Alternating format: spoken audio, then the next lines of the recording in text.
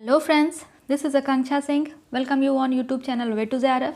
आज हम डिस्कस करने वाले हैं TGT, PGT, GIC के प्रैक्टिस सेट या कुछ प्रैक्टिस क्वेश्चंस। ये क्वेश्चंस जो हैं ये पूरा TGT का पेपर हो या PGT का पेपर हो या GIC का पेपर हो, उनमें सब में से जो इम्पोर्टेंट क्वेश्चन हैं जो कई बार रिपीट हो चुके हैं वो क्वेश्चन हमने सेलेक्ट किए हैं और वो क्वेश्चन हम सॉल्व करेंगे। और हमेशा की तरह हम क्वेश्चन के साथ उनके जितने भी ऑप्शन हैं उनको भी एक्सप्लेन करेंगे। एंड अगर अभी तक आपने चैनल सब्सक्राइब नहीं किया है तो चैनल को सब्सक्राइब ज़रूर कर लीजिएगा। एंड ये अगर आप PGT, TGT या GIC से एंड उसके अलावा होम साइंस से किसी भी रिलेटेड एग्ज़ाम की अगर आप प्रिपरेशन कर रहे हैं तो ये सीरीज़ आपके लिए बेनिफिशियल होगी। सो स्टार्ट करते हैं वीडियो।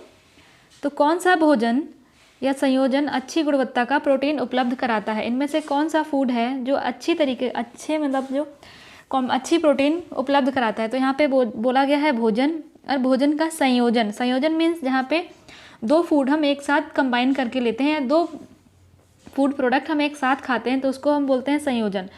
तो कौन सा भोजन है जो अच्छी गुणवत्ता का प्रोटीन उपलब्ध कराता है जब उनका संयोजन, जो दो फूड एक साथ मिला दिए जाते हैं तब। तो ऑप्शंस क्या क्या हैं? कच्ची मछली और मांस का टिक्का, अंडे, दालें और भूरा चावल या उक्त सभी। तो जब हम बात करते हैं कॉम्प्लीमेंट्री प्रोटीन की, जहाँ पे दो फूड प्रोडक्ट्स को मिला के एक साथ लेते हैं तो वहाँ पे सीरियल्स प्लस पल्सेस, अगर सीरियल्स और पल्सेस को हम एक साथ मिलाकर खाएंगे तो ये बनेगी कॉम्प्लीमेंट्री प्रोटीन। और कॉम्प्लीमेंट्री प्रोटीन की जो प्रोटीन क्वालिटी है वो बहुत अच्छी होती है। तो जो ऑप्शन नंबर सी है, दालें और भूरा चावल, तो ये इसका करेक्ट ऑप्शन हो जाएगा। फिर नेक्स्ट क्वेश्चन आता है, जो अपोषणीय पदार्थ हैं जो भोज्य पदार्थ में उद्देश्यपूर्ण ढंग से मिलाए जाते हैं, मीन्स ऐसे फूड मटेरियल्स जो कोई न्यूट्रिशन नहीं देते हैं बट फिर भी वो उद्देश्यपूर्ण तरीके से फूड में मिलाए जाते हैं, तो वो क्या होते हैं कि नॉन न्यूट्रिटिव सब्सटेंस जो उद्देश्यपूर्ण ढंग से फूड में मिलाए जाते हैं बट वो कोई भी न्यूट्रिशनल सपोर्ट या कोई भी न्यूट्रिएंट हमारी फूड में नहीं ऐड करते हैं, तो उनको हम क्या बोलते हैं? ऑप्शंस हैं food additives, food supplements, fermented food and fortified food. जो नॉन न्यूट्रिटिव सब्सटेंस मिलाए जाते हैं वो होते हैं फूड एडिटिव्स।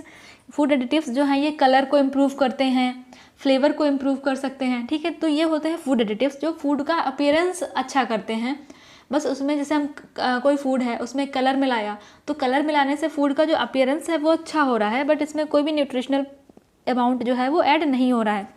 तो फूड सप्लीमेंट्स क्या होते हैं? जैसे विटामिन C सप्लीमेंट है, विटामिन D सप्लीमेंट्स है, तो ये सप्लीमेंट्स हैं, ये न्यूट्रिशन प्रदान करते हैं, तो ये नॉन न्यूट्रिटिव सब्सटेंस नहीं है। फर्मेंटेड फूड क्या है? ऐसे फूड जिनको इनमें ईस्ट मिला के या उनको फर्मेंटेशन के लिए रख देते हैं जिससे उनकी डाइजेस्टिबिलिटी इंप्रूव होती है। और फर्मेंटेड फूड जो है उनमें vitamin C, vitamin B complex group में इम्प्रूवमेंट होता है। उसके बाद आते हैं फोर्टिफाइड फूड, मीन्स जैसे आयरन फोर्टिफाइड सॉल्ट हो गया, आयोडीन फोर्टिफाइड सॉल्ट हो गया, तो ये है फोर्टिफाइड फूड जिनमें कोई स्पेसिफिक न्यूट्रिएंट मिलाया जाता है अलग से। तो यहाँ पे बात की गई है अपोषणीय पदार्थ जो नॉन न्यूट्रिटिव सब्सटेंसेस हैं, तो वो कौन से हो जाएंगे? वो फूड एडिटिव्स हैं जो कोई न्यूट्रिशन प्रदान नहीं करते हैं बट फूड में फिर भी मिलाए जाते हैं। सो नेक्स्ट क्वेश्चन आता है, वह भोजन जो एक पोषणीय दृष्टि से पूर्णतः अपर्याप्त है। वह भोजन जो पूर्णतः अपर्याप्त है, अपर्याप्त है मीन्स उसमें कोई भी किसी भी टाइप का कोई न्यूट्रिशन नहीं मिल रहा है, तो ऐसा फूड कौन सा है? मृदु भोजन मीन्स सॉफ्ट डाइट, ये भी नहीं है। पूर्ण द्रव भोजन मीन्स फुल फ्लूइड डाइट में न्यूट्रिएंट्स, सारे न्यूट्रिएंट्स होते हैं। उसके बाद आता है स्पष्ट द्रव भोजन मीन्स क्लियर फ्लूइड डाइट में कोई भी न्यूट्रिएंट नहीं होता है, तो इसका जो करेक्ट आंसर हो जाएगा वो हो जाए क्लियर फ्लूइड डाइट। और नियमित भोजन मीन्स जो हम रेगुलर डाइट कंज्यूम कर रहे हैं तो वो भी, उसमें भी न्यूट्रिएंट्स होते हैं, तो वो भी हमारी बॉडी के लिए, हम न्यूट्रिशन के लिए अच्छा है, बट जो न्यूट्रिशन के पॉइंट ऑफ व्यू से अच्छी डाइट नहीं है वो है क्लियर फ्लूइड डाइट या स्पष्ट द्रव भोजन। सो नेक्स्ट क्वेश्चन आता है, न्यूट्रिएंट्स का अधिकांश अवशोषण होता है। जो न्यूट्रिएंट्स हैं इनका हमारी बॉडी में सबसे ज़्यादा एब्जॉर्प्शन कहाँ होता है या सबसे ज़्यादा अवशोषण कहाँ होता है? ऑप्शन है मुंह में, आमाशय में, छोटी आंत में या बड़ी आंत में। तो मुंह से डाइजेशन स्टार्ट होता है, यहाँ पे सारे न्यूट्रिएंट्स का एब्जॉर्प्शन नहीं होता है। आमाशय यहाँ पे भी नहीं होता है।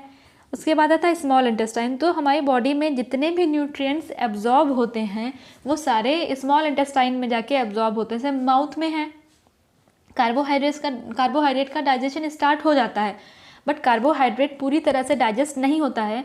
और कार्बोहाइड्रेट को जो डाइजेस्ट करने वाले एंजाइम होते हैं वो कौन सा है, सलाइवरी एमाइलेज या फिर टाइलिन एंजाइम, जो हमारे सलाइवा में प्रेजेंट होता है, जो फूड के साथ मिक्स होके उसको डाइजेस्ट करना स्टार्ट करते हैं। तो माउथ से कार्बोहाइड्रेट का डाइजेशन स्टार्ट होता है।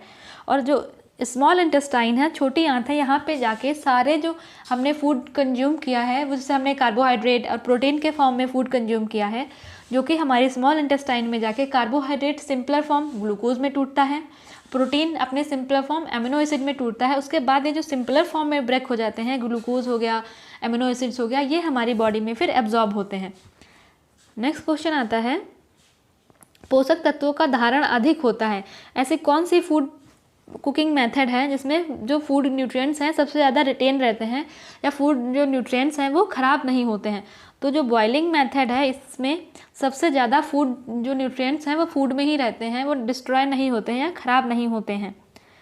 भूनने में और तलने में सबसे ज़्यादा फूड जो न्यूट्रिएंट्स हैं वो डिस्ट्रॉय होते हैं। नेक्स्ट क्वेश्चन आता है, भोजन के जो गैर पोषणीय घटक हैं, मीन्स जो नॉन न्यूट्रिएंटिव सब्सटेंस हैं, वो कौन से हैं? भोजन में जो नॉन न्यूट्रिटिव सब्सटेंस प्रेजेंट होते हैं वो कौन से हैं? मीन्स इनका होना ज़रूरी है, बट ये कोई न्यूट्रिशन प्रोवाइड नहीं करते हैं एज सच।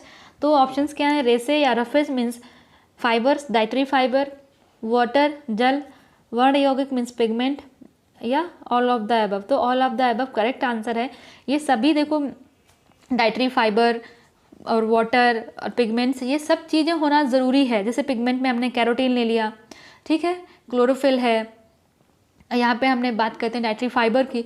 तो ये सब चीज़ें हमारी बॉडी के लिए इम्पॉर्टेंट हैं, क्योंकि फाइबर होगा तो वो डाइजेस्टिबिलिटी इंप्रूव करता है, कॉन्स्टिपेशन जैसी जो डिजीज़ होती हैं उनसे प्रिवेंट करता है, ओबेसिटी को कम करता है, एंड अगर कोई कार्डियोवैस्कुलर डिजीज़ या फिर ग्लूकोज टॉलरेंसी टाइप जो डिजीज़ेस होती है उनको कम करता है। वाटर हमारे बॉडी में न्यूट्रिएंट्स को पूरी बॉडी में रेगुलेट करता है, टेम्परेचर को बैलेंस रखता है। पिगमेंट्स जो हैं, जैसे कैरोटीन पिगमेंट हमने लिया तो वो लीवर में जाके विटामिन ए में चेंज होता है। तो ये सब हमारे लिए इम्पॉर्टेंट हैं, बट ये एज सच कोई न्यूट्रिशन प्रोवाइड नहीं करते। तो ये ऑल ऑफ दीज है, तो सभी इसका आंसर हो जाएगा।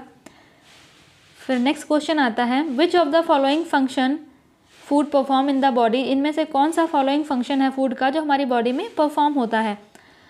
तो है फिजियोलॉजिकल फंक्शन, शारीरिक कार्य, सोशियोलॉजिकल फंक्शन, सामाजिक कार्य, साइकोलॉजिकल फंक्शन, मनोवैज्ञानिक कार्य, या ऑल ऑफ द एबव। तो all of the above correct answer है। और वो कैसे है, देखो, फिजियोलॉजिकल फंक्शन मीन्स हम जब फूड ले रहे हैं उसमें जो एनर्जी यील्डिंग वाले, एनर्जी जो यील्ड करते हैं वो हमारे शारीरिक फंक्शन के लिए एनर्जी और प्रोटीन वाले हो गए, जो हमारी बॉडी को बिल्डअप करते हैं, एनर्जी प्रोवाइड करते हैं। तो इनको हम यूज़ करेंगे एज अ फिजियोलॉजिकल फंक्शन। अब सोशियोलॉजिकल फंक्शन की बात करें तो जैसे घर में कोई पार्टी है या कोई पूजा थी तो वहाँ से प्रसाद मिला, तो वो हम अपनी सोसाइटी में सबको बांटते हैं, वहाँ से एक अच्छा रिलेशनशिप बिल्डअप होता है। तो ये वर्क करते हैं एज अ सोशल फंक्शन। अगर हम साइकोलॉजिकल फंक्शन की बात करें, मीन्स मनोवैज्ञानिक फंक्शन, तो जब मदर अपने चाइल्ड को जब ब्रेस्ट फीड कराती है तो वहाँ पे एक साइकोलॉजिकली सेटिस्फैक्शन मिलता है, तो उसको बोलते हैं साइकोलॉजिकल फंक्शन। तो all of this is the correct answer. Next question आता है, MRP। MRP का फुल फॉर्म क्या है? MRP का जो प्रोडक्ट पे जो MRP लिखा होता है इसका मीनिंग क्या होता है? ऑप्शन है minimum retail price, maximum retail price, micro retail price, या मेंटल प्रोसेस। तो जो MRP है इसका जो फुल फॉर्म होता है वो होता है मैक्सिमम रिटेल प्राइस, क्योंकि जो हमारा कोई भी प्रोडक्ट है, लाइक कोई हमने पेन खरीदा है उस पर 5 रुपीज़ लिखा है, तो जो दुकान वाला है या जो शॉपकीपर है वो 5 रुपये से कम में तो बेच सकता है, बट 5 रुपये से ज़्यादा में नहीं बेच सकता है, क्योंकि ये जो MRP जो पेन पे जो प्राइस लिखा है ये मैक्सिमम प्राइस है, इससे ज़्यादा कोई भी जो दुकान वाला है उनको बेच नहीं सकता है। तो ये होता है MRP का फुल फॉर्म। उसके बाद है डॉक्टर MS स्वामीनाथन द्वारा निम्नलिखित में से खाद्य वर्गों की अनुशंसा की गई है। तो जो MS स्वामीनाथन हैं इन्होंने कितने फूड ग्रुप्स दिए हैं? तो MS स्वामीनाथन ने जो है 11 फूड ग्रुप्स दिए हैं।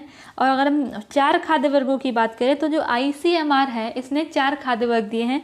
तो अभी प्रेजेंट टाइम में जो चल रहा है तो ये जो 4 फूड ग्रुप्स हैं ये इस टाइम चल रहे हैं। अगर कोई क्वेश्चन भी आता है फूड ग्रुप से रिलेटेड तो उसमें हम 4 वाले फूड ग्रुप हैं, 4 खाद्य वर्ग हैं, इनको ही हम सेलेक्ट करेंगे, ये इस टाइम सही है। तो स्वामीनाथन ने जो दिए थे वो 11 फूड ग्रुप्स दिए थे उन्होंने। नेक्स्ट क्वेश्चन आता है फर्मेंटेशन से क्या बढ़ता है। तो फर्मेंटेशन से क्या बढ़ता है, तो ऑप्शन है डाइजेस्टिबिलिटी, कैल्शियम, विटामिन ए या कुल प्रोटीन। तो जो फर्मेंटेशन है इससे मेनली जो है डाइजेस्टिबिलिटी बढ़ती है, क्योंकि जो फर्मेंटेशन में जो बैक्टीरिया माइक्रो ऑर्गेनिज्म आते हैं ये जो फूड का जो कॉम्प्लेक्स फॉर्म में फूड है उसको ब्रेक करके सिंपलर फॉर्म में कन्वर्ट कर देते हैं। जब वो फूड सिंपल फॉर्म में कन्वर्ट हो जाएगा तो वो सिंपल सी बात है बहुत इजीली डाइजेस्टिबल हो जाएगा, और साथ साथ में विटामिन बी और विटामिन सी भी इम्प्रूव होती है। बाकी कैल्शियम है, प्रोटीन है, विटामिन ए है, तो ये एक भी आंसर सही नहीं है। बट जो फर्मेंटेशन है उससे डाइजेस्टिबिलिटी जो है वो इम्प्रूव करती है। एंड अगर हम नेक्स्ट क्वेश्चन की बात करते हैं तो नेक्स्ट क्वेश्चन आता है कुपोषण मानव शरीर में विभिन्न रक्षा प्रणालियों पर विपरीत प्रभाव डालता है। जो कुपोषण है मीन्स माल न्यूट्रिशन है, तो उससे अगर पर्सन है उसकी वो अगर माल न्यूट्रिशन है, माल नरिश्ड है, तो उसकी बॉडी पे उसका क्या इफेक्ट पड़ेगा। तो ऑप्शन क्या है, प्रतिजैवी निर्माण, फैगोसाइटिक क्रिया, टिश्यू अखंडता, उक्त सभी। मीन्स जो हमारी बॉडी में एंटीबॉडीज़ बन रही हैं उनका फॉर्मेशन भी अफेक्ट होगा। उसके बाद आता है फैगोसाइटिक क्रिया। फैगोसाइटिक मीन्स जो बाहर से जो कोई बैक्टीरिया या एंजाइम हमारी बॉडी में आ रहा है, तो हमारी बॉडी में जो वाइट ब्लड सेल्स होती हैं, ये वाइट ब्लड सेल्स ये जो बाहर से आने वाले फॉरेन एंजाइम्स हैं इनको वहीं पे मार के ख़त्म कर देता है, उसको बोलते हैं हम फैगोसाइटिक क्रिया। उसके बाद टिश्यू अखंडता मीन्स टिश्यू इंटीग्रिटी, टिश्यू कितना हेल्दी है, और वो जब टिश्यू हेल्दी नहीं होंगे तो टिश्यू का जो ब्रेक डाउन है बहुत जल्दी होगा। तो जो टिश्यू का ब्रेक डाउन है, टिश्यू की इंटीग्रिटी है, इसको भी अफेक्ट करता है। तो all of this is the correct answer हो जाएगा। अगर कोई पर्सन है वो माल नरिश्ड है तो उसमें जो इन्फेक्शन है बहुत जल्दी इन्फेक्शन होगा, इससे क्योंकि एंटीबॉडीज़ नहीं बन पा रही हैं। अगर एंटीबॉडी बॉडी में नहीं होंगी तो इन्फेक्शन बार बार होगा, और जो बाहर से इन्फेक्शन करने वाले जो एंजाइम्स आ रहे हैं, बैक्टीरियाज आ रहे हैं, उनमें जो फैगोसाइटिक एक्शन हमारी बॉडी करती है वो फैगोसाइटिक एक्शन भी नहीं होगा। टिश्यू वो है वो टिश्यू भी अच्छे नहीं रहेंगे, मीन्स टिश्यू जो है बहुत जल्दी ब्रेक डाउन होगा उनका, तो टिश्यू की इंटीग्रिटी भी जो है वो कम हो जाएगी। तो ऑप्शन जो है ये all of this is the correct answer. Next question आता है भोजन में प्रोटीन और कैलोरी गंभीर कमी के कारण होता है। जब फूड में प्रोटीन और एनर्जी दोनों की सीवियर डेफिशिएंसी हो रही है, प्रोटीन और एनर्जी दोनों की सीवियर डेफिशिएंसी हो रही है, डेफिशिएंसी मीन्स माल न्यूट्रिशन हो रहा है, तो ये हो क्या रहा है PEM। और प्रोटीन एनर्जी माल न्यूट्रिशन से क्या होता है, मरस्मस एंड क्वाशार्कर। क्वाशार्कर होता है सिर्फ प्रोटीन की कमी से, और जब हम बात करते हैं प्रोटीन और कैलोरी दोनों की तब क्या होता है, तब होता है मैरस्मस। और मैरस्मस जो है ये 1 ईयर से जो कम के चाइल्ड होते हैं उनको होता है, और जो मैरस्मस जो क्वाशार्कर होता है वो 1 से 3 साल के बच्चों में होता है। मैरस्मस जो है वो 1 साल से कम के बच्चों में होता है। अगर हम बात करें स्कर्वी की तो ये विटामिन सी की डेफिशिएंसी से होता है। बेरी थायमीन, विटामिन B1, घेंगा मीन्स ग्वाइटर, तो ग्वाइटर जो है ये आयोडीन की कमी से होता है। तो ये थे आज के इतने क्वेश्चन, और आपको सीरीज़ कैसी लगी तो आप ज़रूर बताइएगा कमेंट करके। एंड अगर अभी तक आपने चैनल सब्सक्राइब नहीं किया है तो चैनल को भी सब्सक्राइब जरूर कर लीजिएगा, जिससे आपको सारे वीडियोस का नोटिफिकेशन टाइम टू टाइम मिलता रहे। एंड हम मिलते हैं नेक्स्ट वीडियो में, तब तक के लिए wish you all the very best, good luck, bye bye.